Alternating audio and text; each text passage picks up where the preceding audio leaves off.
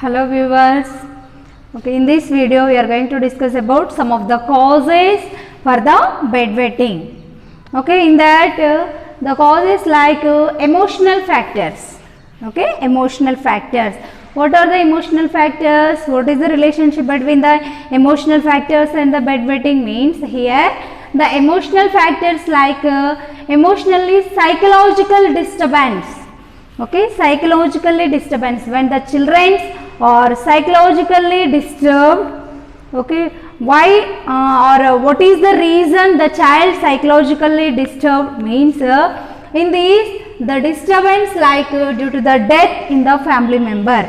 Okay, in a family member, okay, group of people or 5 to 6 members or 3 to 4 members of people living together in the family.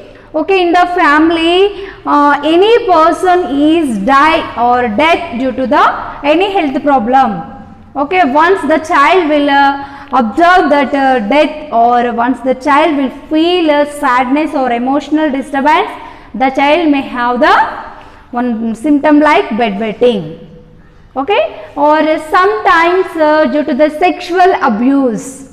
Okay, due to the sexual abuse, the child having this problem, okay, means sexual harassment or the any sexual abuse symptoms is there or problems is there in the childhood stage, the child may have the bedwetting.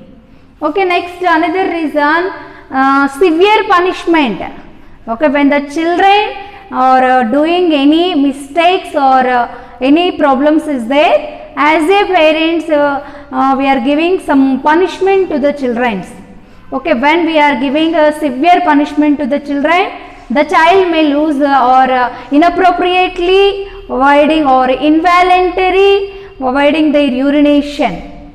Okay, this is the one reason. Okay, when we are giving severe punishment or physical harassment or shaking, beating or any punishment we are giving to the children, the child may over or having this type of emotions. Okay, the child may have the problem like bedwetting or anurosis. Okay, next in this when we are scolding, okay, as a parents or as a elder persons or higher authority will give some scoldings to the children, the child may have the this type of anurosis problem. Okay, sometimes when the child will feel jealousy, okay, one feeling like jealousy, when the child will feel jealousy, the child may automatically have or involuntary avoiding the urination.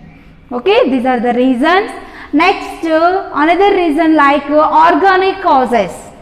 Okay, organic causes. In the organic causes what happens means some structural abnormalities. Okay, structural abnormalities especially in the kidneys or ureters, urinary bladder or sphincter or urethra. Okay, in that structurally, in the anatomically any abnormalities is there or any tumor formation is there or any obstructions is there. Okay, in the structural problems any is there means in the childhood stage, the child may have the one problem like bedwetting. Okay, in this mainly anatomical defects like urinary tract or the bladder, okay, or any problems like diabetes insipidus.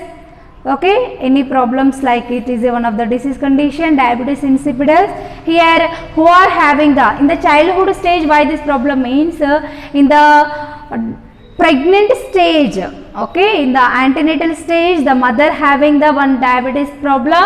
Okay, the problem maybe comes to the children's. Okay, due to that the child may have the diabetes insipidus problem in the childhood stage. Here what happens means repeatedly or many times excretion of urine or excessive production of urine. Okay, this is the one reason. Another one is the UTI, urinary tract infections, due to the some bacteria or viruses or fungi, any microorganism, the child may have the any infection in the urinary bladder or kidneys or ureters. Okay, due to the infection due to the microorganisms, the child may have the one problem like bedwetting. Okay, these are the causes for the aneurosis. Okay, next one is the types of aneurosis. Okay, types of aneurosis. In this mainly the types of major types of primary and secondary. Okay, mainly two types is there, that is the primary and secondary. Okay, sometimes another miscellaneous types is there, that is the nocturnal or diurnal or mixed. Okay, primary aneurosis, secondary aneurosis, next nocturnal aneurosis and diurnal aneurosis, next mixed aneurosis. Okay, these are the types is there in the aneurosis. Okay, first we are going to discuss about what is mean by primary aneurosis. Okay, what is meant by primary aneurosis? Here in the children never have, okay, whose children not having successful training regarding toilet. Okay, the child will lose or fail to successful training of toilet training. Okay, here the successfully the child not having successful training of toilet training or control of urination. Okay, how to control bladder or how much time we have to control our bladder, like that the child not successfully training regarding bladder control. Okay, due to this the child may have the bedwetting. Okay, in this when the problem means sometimes delay in the sphincter control. Okay, urinary bladder or in the urethra, one sphincter is there. Okay, the sphincter, what is the functioning means when bladder filled or the child will feel avoiding urination means the sphincter should be opened. Okay, the urine should be come out or avoiding. Or when the child is not want to go for excretion of urination means that time the sphincter should be closed. Okay, due to this action the child will have the control in the urine. Sometimes in the sphincter having some type of problems, the child may have the bedwetting, that we are called as the primary aneurosis. Okay, next one is the secondary aneurosis. Okay, secondary aneurosis, what happens means in this aneurosis the child will have the successful training regarding bladder control. Okay, the child having successful training how to control bladder. When we want to go, then only we want to avoiding the urination. Okay, like that the child will have successful training. But the problem is arise means sometimes stress means over tension or anxiety or fear, or sometimes the child feels some stress. Okay, when the child will feel some stress in the internal organs, the child may have the bedwetting. Okay, that we are called as the secondary aneurosis. Okay, sometimes the child feel negative emotions. Okay, once the child will feel some type of negative emotions, okay, due to that the child may have the secondary aneurosis. Okay, sometimes in between the parents and child maladjustment. Okay, due to the maladjustment in the child and parents means the parent not providing some love and affection, means the parent always harassing or scolding, or some type of punishment the mother or parents giving, means the child not adjusting particular environment, the child may have the one problem like aneurosis. Okay, this is regarding secondary aneurosis. Okay, next one is nocturnal aneurosis. Here what happens means that when the child is going to sleep in the bed, okay, at bedtime the child having the bedwetting. Okay, the child having bedwetting in the night time, in the morning or in the daytime he is able to control for providing, or sometimes he gives some type of signals. Okay, I want to go washroom, like that the child will give some type of signals in the daytime. Okay, when he is go for bed, okay, in the bedtime the child not having any signals, he is simply bedwetting. Okay, that condition we are called as the nocturnal bedwetting.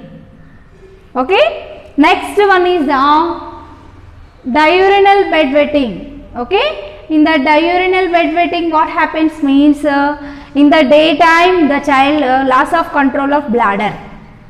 Okay, in the daytime loss of control of bladder, the child not give any signals for avoiding urination. Okay, there is no control of bladder. Okay, when the bladder will fill with the urination, the child simply bedwetting.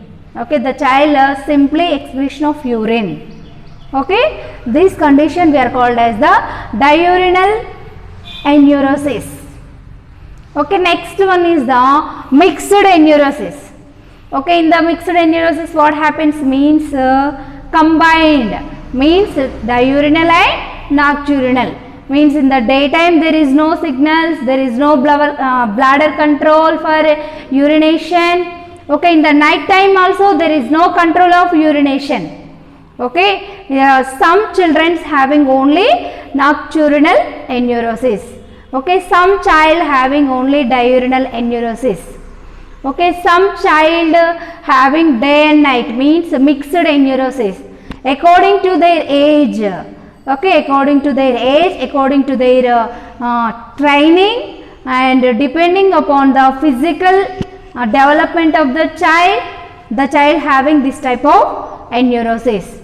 Okay, in the mixed enuresis what happens means, in the morning or in the daytime and night time there is no control of urination.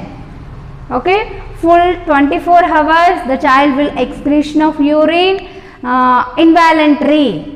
Okay, involuntary, there is no voluntary avoiding of urination. Okay, not development of physical parts like urinary bladder or urethra or sphincter control.